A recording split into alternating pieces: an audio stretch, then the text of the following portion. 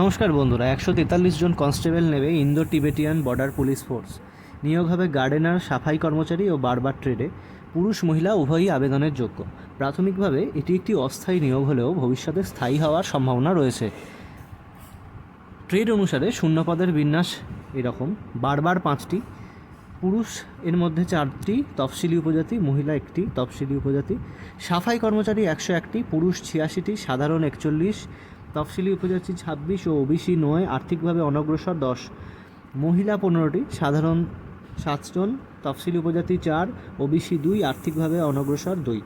Gardener 37টি, পুরুষ নিয়োগ হবে 32টি, সাধারণ 18, তফসিলি জাতি 3, তফসিলি উপজাতি 5, ওবিসি 3, আর্থিকভাবে অনগ্রসর 3। মহিলা 5টি, সাধারণ 3, তফসিলি উপজাতি 1, ওবিসি 1।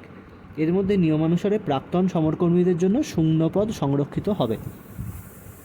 শিক্ষাগত যোগ্যতা এক্ষেত্রে মাধ্যমিক। গার্ডেনার পদের ক্ষেত্রে সেই সঙ্গে সংশ্লিষ্ট ট্রেডে 2 বছরের কাজের অভিজ্ঞতা অথবা স্বীকৃত প্রতিষ্ঠান থেকে সংশ্লিষ্ট ট্রেডে 1 বছর মেয়াদের আইটিআই সার্টিফিকেট কোর্স পাস এবং সংশ্লিষ্ট ট্রেডে 2 বছরের আইটিআই ডিপ্লোমা কোর্স পাস।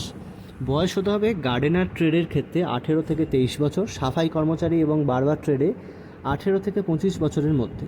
সংরক্ষিত ক্যাটেগরির প্রার্থীরা সরকারি নিয়মানুসারে বয়সের ছাড় পাবেন।